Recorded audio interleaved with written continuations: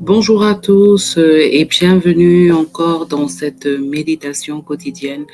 Merci au Seigneur pour la grâce de cette semaine écoulée et pour la grâce, l'honneur, le privilège qu'il nous donne de démarrer cette semaine dans sa présence en méditant sa parole, en, en ce que sa parole contribue à nous faire grandir, sa parole, car sa parole nous nourrit et nous éclaire. Et parce qu'elle nous nourrit, elle contribue à notre développement personnel. Et parce qu'elle nous éclaire, elle contribue au développement de notre leadership personnel, de notre leadership en général. Merci Seigneur pour cette grâce, pour cette nouvelle semaine. Je vous souhaite en tout cas une semaine fructueuse dans le Seigneur et je vous invite à rester connectés pour recevoir quotidiennement du contenu qui va aller dans ce sens. Donc, connaître le Seigneur, connaître sa parole, afin d'être nourri, d'être éclairé, pour pouvoir nous développer et développer notre leadership. Alors, aujourd'hui, ma méditation est toujours portée dans le livre des Actes, avec aujourd'hui un sujet euh, qui pourrait intéresser beaucoup de personnes et qui, moi, particulièrement, me tient aussi à cœur parce que, en tant que mentor et coach en développement personnel et en croissance spirituelle, c'est un sujet que j'ai beaucoup rencontré dans mon parcours, un sujet auquel moi-même j'ai eu à faire face et un sujet que j'aime particulièrement partager, un sujet sur lequel j'aime travailler pour aider les enfants de Dieu à se développer. Je veux parler de la confiance en soi, self-confidence, la confiance en soi. La confiance en soi va impacter notre estime personnelle, notre self-esteem, bien entendu. Même si il y a beaucoup de personnes qui peuvent montrer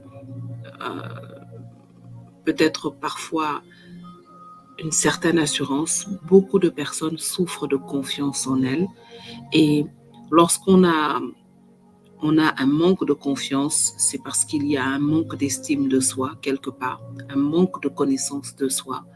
Et nous pourrons voir dans des prochaines capsules qu'il est important de développer notre estime de soi et cela commence par la connaissance de soi. Aujourd'hui, nous allons parler de la confiance personnelle. Comment est-ce que nous avons confiance en nous et ce que cela produit? Alors, très simplement, puisque nous ne pouvons pas avoir une capsule trop longue, en parlant de la confiance personnelle aujourd'hui, je vais m'appesantir particulièrement sur Acte 14 au verset 3, qui va démontrer ce qu'on appelle en leadership, selon le livre de John Maxwell, les 16 lois incontournables de la communication. Nous allons voir le principe que Paul et Barnabas ont appliqué dans ce verset, qu'ils ont appliqué d'ailleurs dans tout le chapitre 13 et 14 lors de leurs différentes missions à Iconium, à, à, à, à Antioche, en Pisidie, à Lystre et dans d'autres villes. Paul et Barnabas ont appliqué la loi de la conviction, qui est la troisième loi des 16 lois incontournables en matière de communication. La troisième loi est donc la loi de la conviction. Et la loi de la conviction euh, s'applique lorsque nous avons confiance en nous-mêmes. Et il est important de savoir que lorsque nous sommes convaincus de quelque chose, ça se ressent. Notre audience le ressent. Et par conséquent, lorsque nous sommes convaincus d'une chose, lorsque nous communiquons avec conviction, notre audience est impactée positivement. Et vous pouvez le voir dans ce chapitre d'une manière claire, aussi bien dans le chapitre 13 que dans le chapitre 14. Par exemple, j'aime lorsque, au chapitre 13, on nous explique comment Paul et Barnabas ont pris la parole et ont rappelé point par point le message de la bonne nouvelle, ont emmené des païens qui étaient devenus juifs à comprendre d'accord, la mission, le rôle, la venue même de Jésus-Christ, à comprendre ce qu'ils étaient en train de chercher, à leur faire comprendre qu'en fait, leur désir de venir à la loi de Moïse et d'abandonner le paganisme était en fait une recherche d'une plénitude, d'une complétude dans leur relation avec Dieu qui en fait trouvait tout son sens en Jésus-Christ.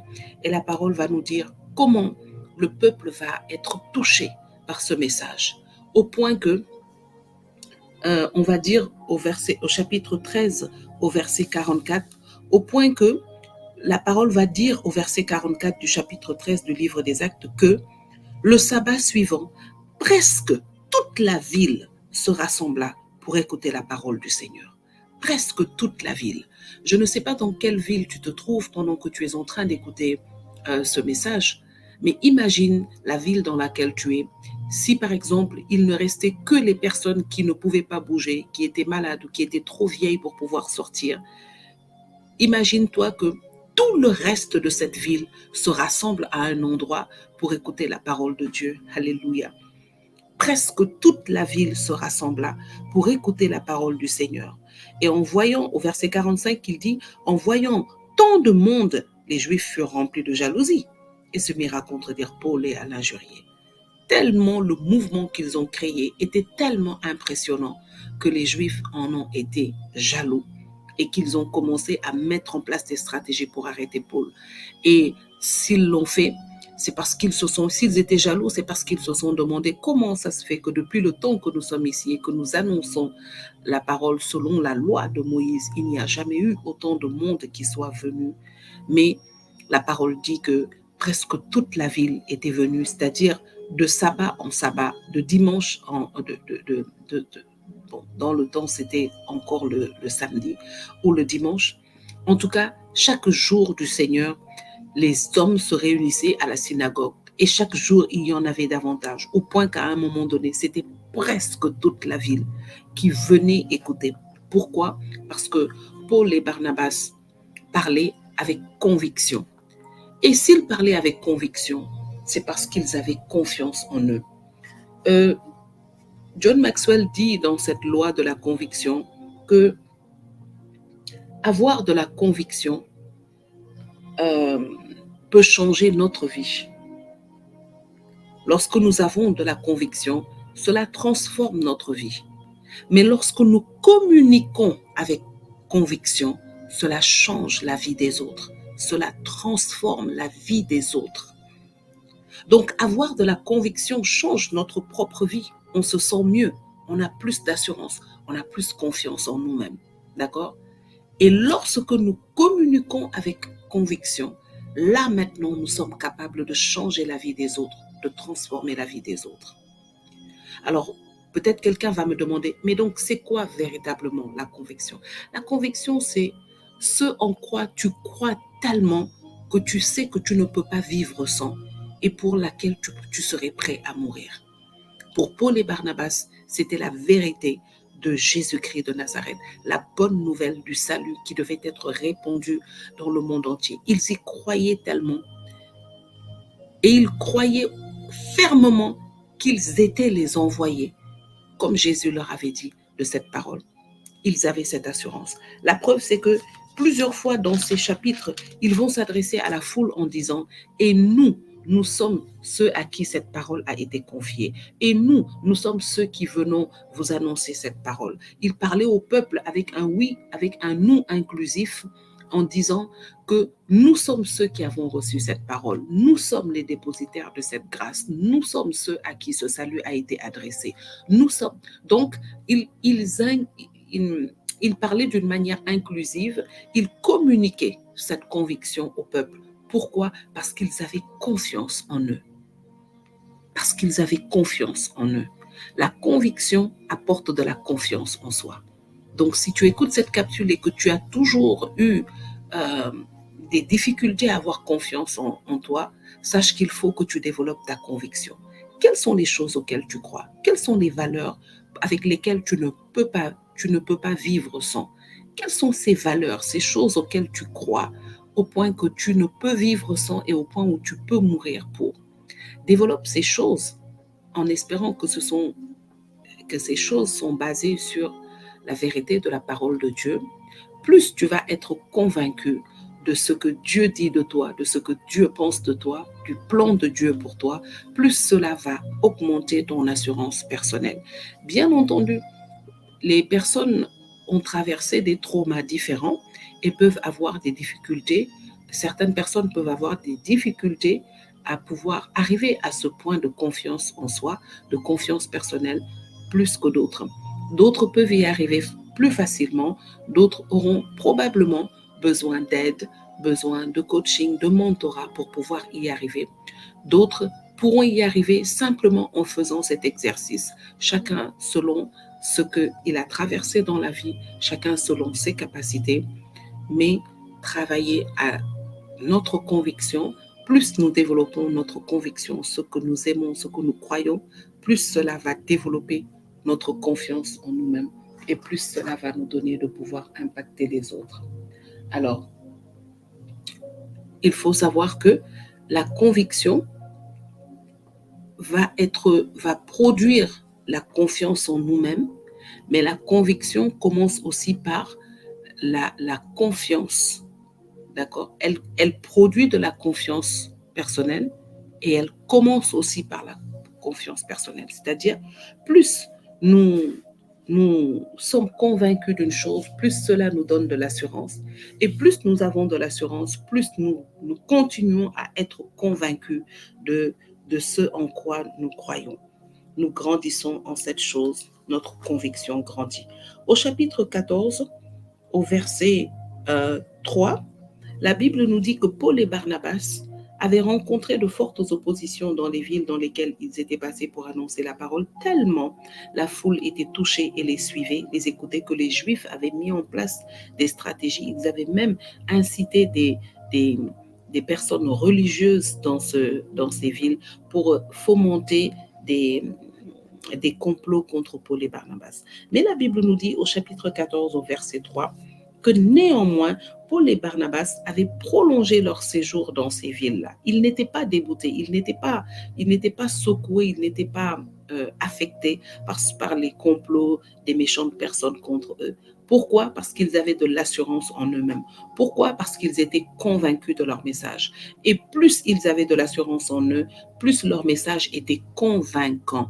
Et plus ils étaient convaincus de leur message, plus ils avaient de l'assurance. Pour en revenir à ce que j'ai dit, que lorsque nous avons de la conviction, cela change notre vie. Et lorsque nous communiquons avec conviction, nous changeons la vie des autres. La conviction, toutes les personnes qui veulent en tout cas communiquer un message puissant, impacter leur audience, doivent avoir de la conviction. Et cela commence par la foi en nous-mêmes, la foi en ce que nous disons. Et lorsque nous avons foi en nous-mêmes, en ce que nous disons, cela va produire de la conviction qui va impacter la vie des autres et qui va aussi nous impacter. Parce que nous verrons l'effet de ce que nous sommes en train de dire, ce que nous sommes en train de communiquer. Et c'est ce que le chapitre 14 au verset 3 nous montre. Il nous dit que Paul et Barnabas parlaient avec assurance, car ils étaient confiants dans le Seigneur. Ils parlaient avec assurance, ils avaient foi en eux-mêmes, ils avaient confiance en eux, donc ils parlaient avec assurance. Et ils parlaient avec assurance parce qu'ils avaient confiance dans le Seigneur. Ils croyaient, ils avaient une conviction ferme dans le message qu'ils apportaient. Et cela faisait grandir en eux leur confiance, et cette confiance se communiquait dans leur message. Et c'est cette confiance, cette conviction qui touchait et qui impactait les foules entières et qui permettait aux hommes de venir à la lumière, à la vérité du Seigneur Jésus-Christ et de voir leur vie transformée. Nous avons besoin de développer cet aspect. J'aime bien dire dans beaucoup de mes messages que nous devons avoir confiance en Dieu et avoir confiance en nous. Parce que le manque de confiance en soi, à un certain niveau, dénote d'un manque de foi en Dieu, puisque Dieu a fait de nous sa demeure. Qu'il demeure en nous. Lorsque nous faisons confiance en Dieu, nous devons nous faire confiance. Nous devons faire confiance au talent, au don qu'il a mis en nous, et nous devons avoir ce désir de développer ces talents qu'il a mis en nous, de développer ces dons qu'il a mis en nous, afin que ces dons puissent véritablement s'exprimer. Et lorsque nous sommes confiants en ces dons que le Seigneur a mis en nous, cela nous permettra de communiquer avec confiance. Et c'est cette confiance qui pourra transformer les vies des personnes autour de nous, qui nous écoutent, à qui nous sommes envoyés, et qui pourra nous-mêmes nous affermir dans notre foi, dans notre confiance personnelle. Alors j'espère que ce message t'a fait du bien. Je prie aussi que ce message puisse t'accompagner tout au long de cette semaine dans ton travail, dans tes décisions et dans tes actions, afin que cette semaine, ton entourage voit une nouvelle personne remplie de confiance, remplie d'assurance dans tout ce qu'elle va faire, dans tout ce qu'elle va annoncer, afin de voir la transformation se manifester en toi et autour de toi au travers de ton message.